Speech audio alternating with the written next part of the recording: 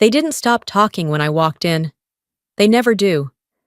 It's strange how silence can hurt more when it's filled with laughter that isn't meant for you.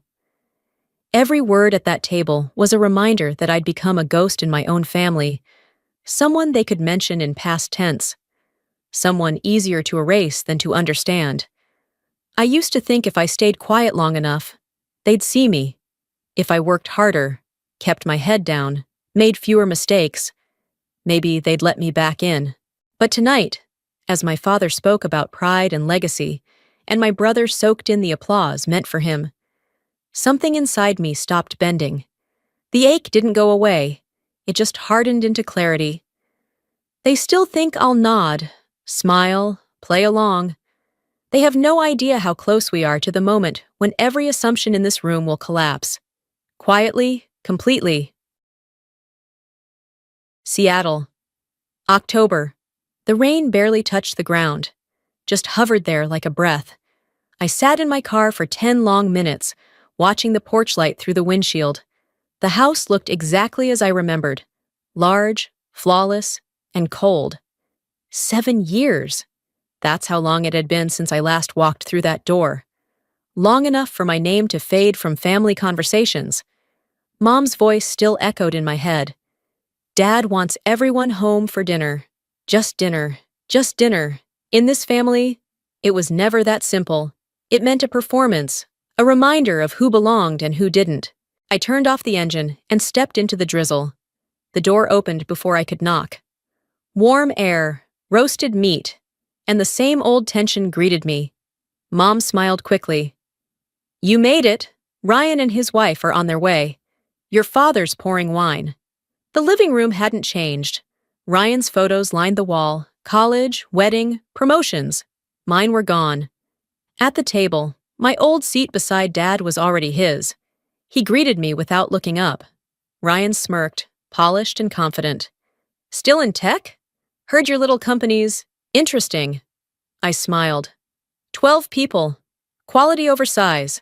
They kept talking about Ryan's contracts, Dad's pride, and the company's bright future. No one asked about mine. When I stood to leave, no one stopped me. They still think I'm the quiet one. Tomorrow, they'll realize who's been listening. That night, Seattle hummed quietly beneath the rain. I sat by the open window of my apartment downtown, the steady tap of water on the metal roof mixing with the sound of my own thoughts.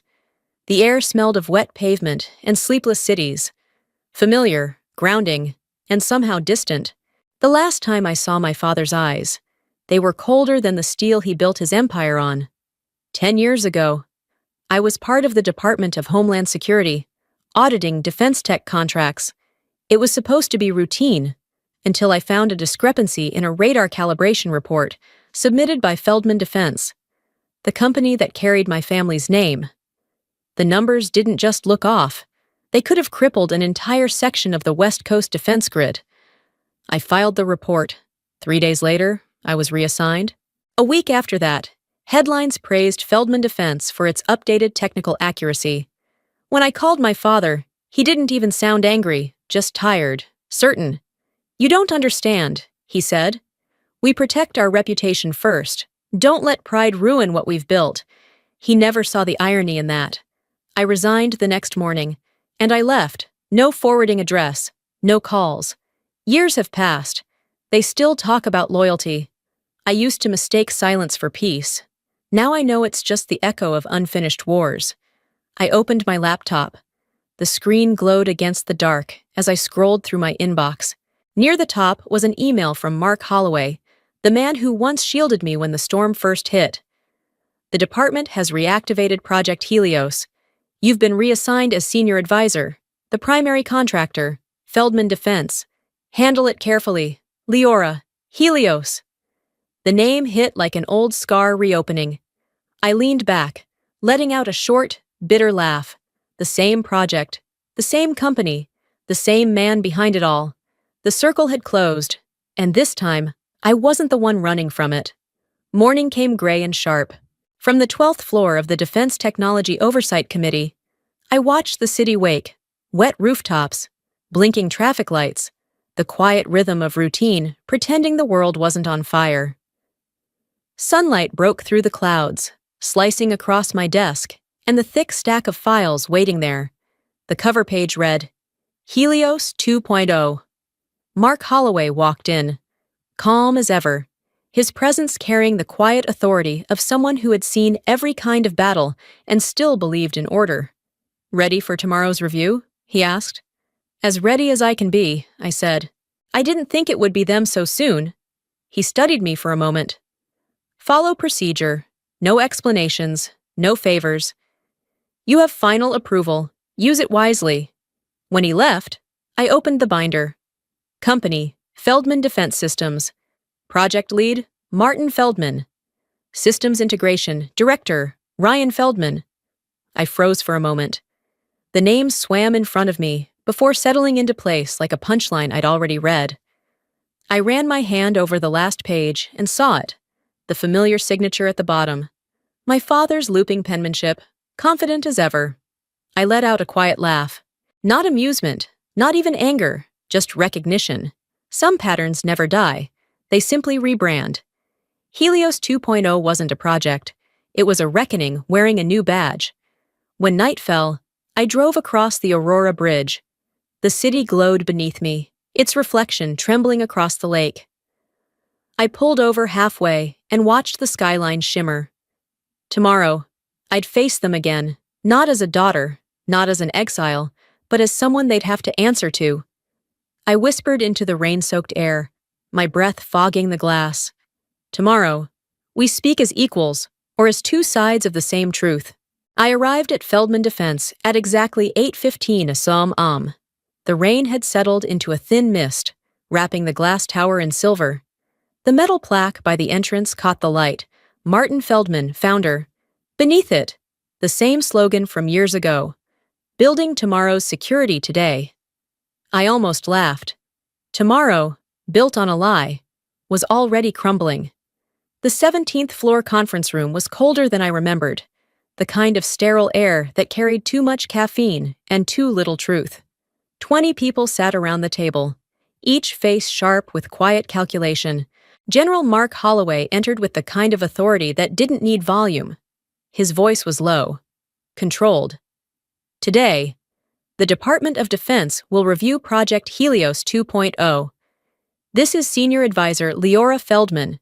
She holds final approval authority. The silence cracked like glass. Ryan looked up, his smile collapsing. Dad froze mid-sentence, his expression draining into disbelief. I walked to the head of the table. Just business. "Mr. Feldman, shall we begin?"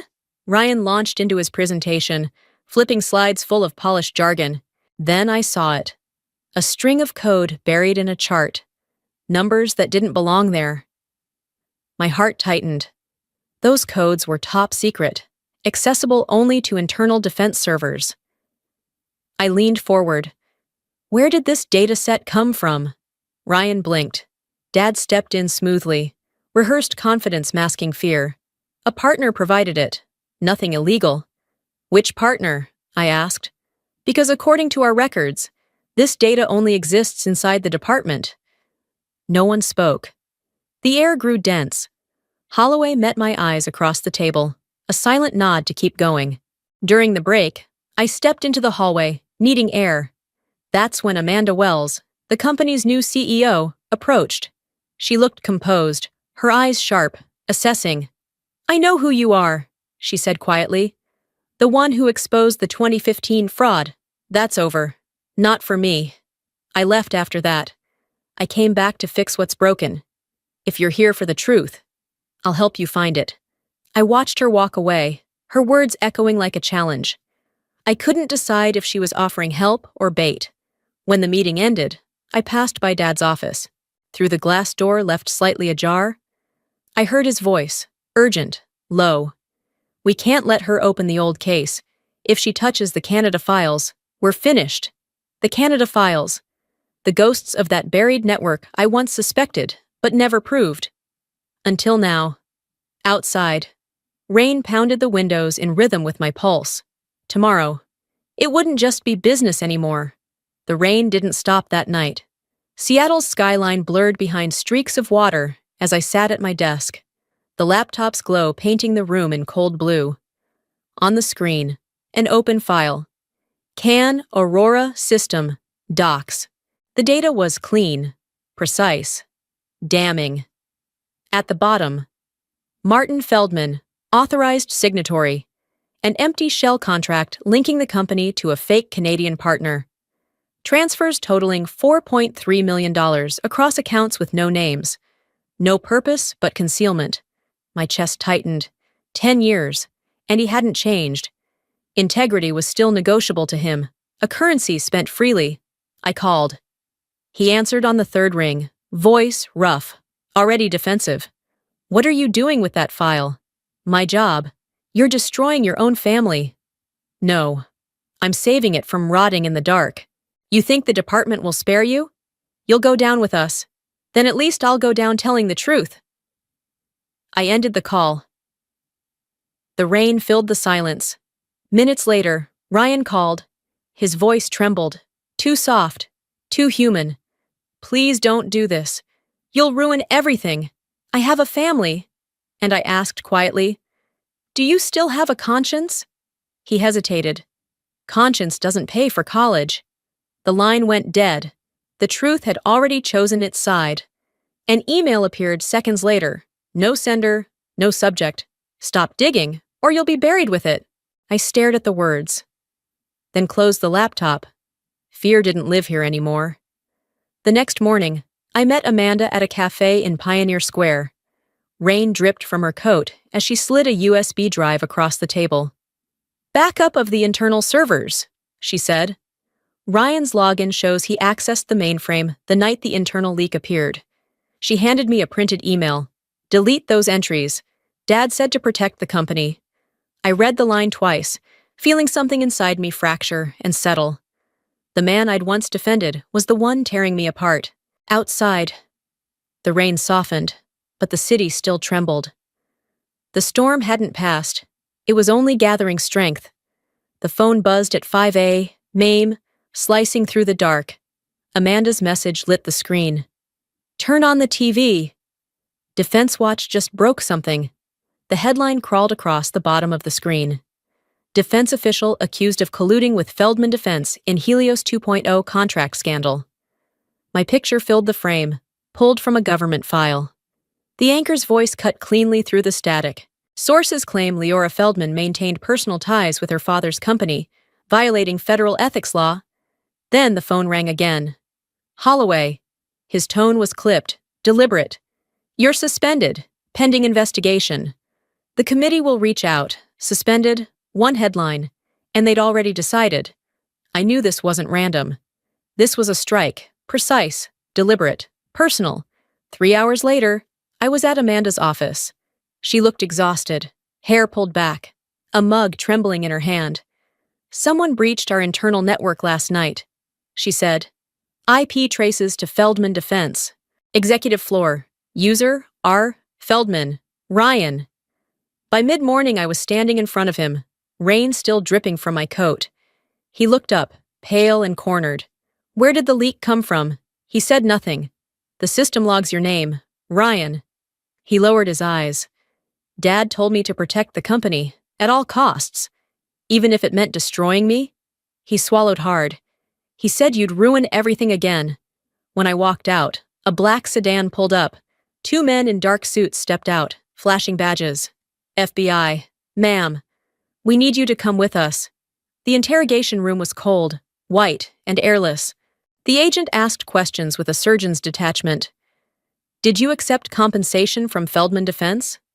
No. You're aware your father owns it? Yes. And you still approved their contract? By protocol. Everything's documented. She tilted her head. We'll see. I met her stare, unblinking. Martin Feldman. You started this. I'll finish it. That night, Amanda called again. Someone inside the department forged logs to frame you. The data's identical to Feldman Defense's network patterns. They have someone on the inside. I sat back, the weight of it pressing down. This wasn't family anymore. It was power, politics, survival. I opened my desk drawer and pulled out the old DHS medal I once cherished. It used to mean something. Now it was just metal, a reminder that honor doesn't live in awards, but in endurance. Outside, rain streaked the glass, the city crying the tears I refused to. 3 days later, my name was everywhere. I stopped answering calls. Then came a knock at the door. Mom stood in the rain, clutching a damp envelope. "You need to see this," she whispered. Inside was a Polaroid, me, Dad, Ryan, and Daniel Park, the young engineer from years ago. Mom's voice trembled. "Daniel never made that radar error. Your father knew. He let the boy take the fall." I felt my hands shake. "How long have you known?" "Since you left. I was afraid to tell you. I hadn't forgotten. I'd just buried the memory so deep it still breathed beneath everything I did." That night, I watched Seattle through the window. If I stayed quiet, I'd keep my family. If I spoke, I'd lose them. But truth would live. I opened my laptop, attached every file, and sent them to the Defense Oversight Committee. My hand didn't even tremble when I hit send. An hour later, Holloway called. "You understand this ends your career. You once said justice doesn't need applause, just courage. I'm standing." He was silent. Then, "You're not alone anymore."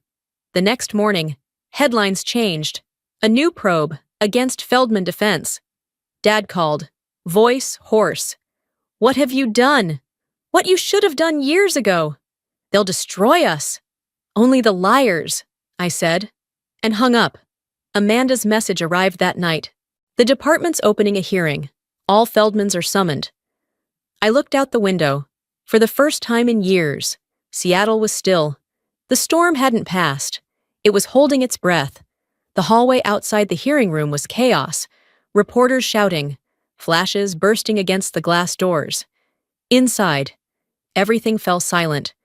The air was cold, sterile, bright enough to expose every lie ever told. Across from me sat my father, pale, eyes fixed on the table. Ryan slumped beside him, sleepless and small. Amanda stood at the end, expression unreadable. General Holloway spoke first, voice steady. "We begin with the data breach and the illegal transfers tied to Feldman Defense." Amanda inserted a USB. The screen lit up. System logs, access stamps, the name R. Feldman. Below it, "Delete those entries," Dad said to protect the company. Gasps rippled across the room. My father turned sharply toward Ryan. "What did you do?" Ryan didn't lift his head. "I did what you told me." Then came the forged contract, 4.3 million wired to a phantom Canadian firm. The signature, Martin Feldman. "I did it for national security," he said. "No," I answered. "You did it because you thought you were untouchable. The truth just caught you." Amanda showed one last image, Daniel Park's Polaroid, the reopened report. Daniel was innocent. My father's voice broke. "Enough." Then he sank into his chair. "You can't outlive the truth," I said. Holloway closed the file. "You didn't destroy us. Leora, you saved us." 6 months later, spring finally arrived in Seattle. The sky was soft and open, the lake calm for once. No trace of the endless rain. I was finishing work when my phone buzzed with a message from Mom.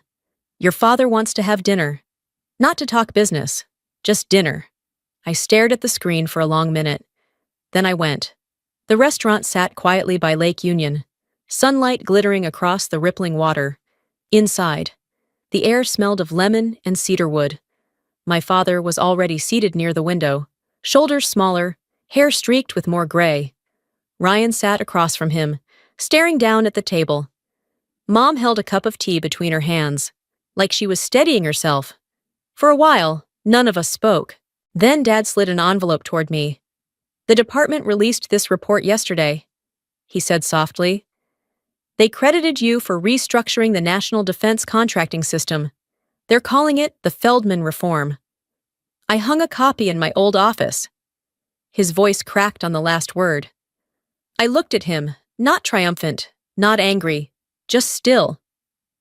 Ryan finally lifted his head. His voice trembled. "I'm sorry. Leora." I thought I was protecting us. I was just hiding behind him. You know now, I said quietly. Protection isn't the same as denial.